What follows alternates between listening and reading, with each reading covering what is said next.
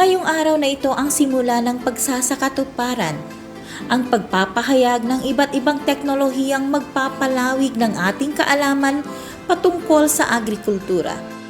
Ang munting lupain ating pagyamanin sa ATI RTC1 tunghayan natin. Dahil nga sa pandemyang COVID-19 na nararanasan ng buong mundo, ang Pilipinas ay isa sa mga apektadong bansa. Ang kagawaran ng agrikultura ay nagsusumikap upang matugunan ang produksyon ng pagkain para sa komunidad at para sa pamilya. Ang pagpapatupad ng programang Urban Agriculture ay mas lalong pinaigting. Ano nga ba ang urban agriculture? Ang urban agriculture ay isang paraan ng pagpapalago ng gulay sa maliliit na espasyo sa ating bahay o sa ating bakuran. Ang pamamaraang ito ay madaling ituro sa lahat ng miyembro ng pamilya. Mula sa ating mga pananim, ito ay makatutulong sa pagkakaroon ng masusustansyang pagkain at makapagbibigay ng karagdagang kita ng pamilya natin. Halina at silipin natin ang munting lupain sa bakuran ng ATI RTC1, ang ating gulayan. Isinagawang urban gardening ay tunghayan natin. Itinatayang 400 metro kwadradong lupain, ito ay nagsimulang bungkalin noong taong 2014 at magpahanggang ngayon pinapabuti pa rin. Isang pamamaraan ng urban gardening ay ang conventional soil gardening na siyang ipinapatupad dito. Ang conventional soil gardening ay ang pinakasimpleng paraan ng pagtatanim.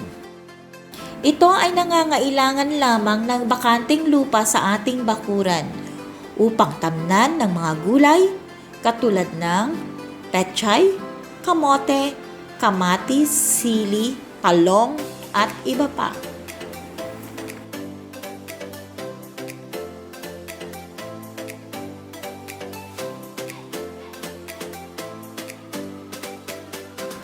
Isa pang pamamaraan ng urban gardening ay ang container gardening.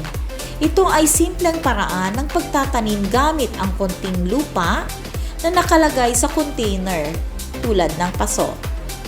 Ito ay bagay sa mga lugar na mabato at hindi maganda ang kondisyon ng lupa.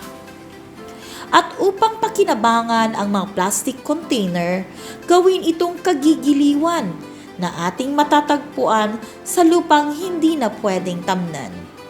Container gardening ay gawin na. Paano nga ba ito isasagawa? Halina't tunghayan natin.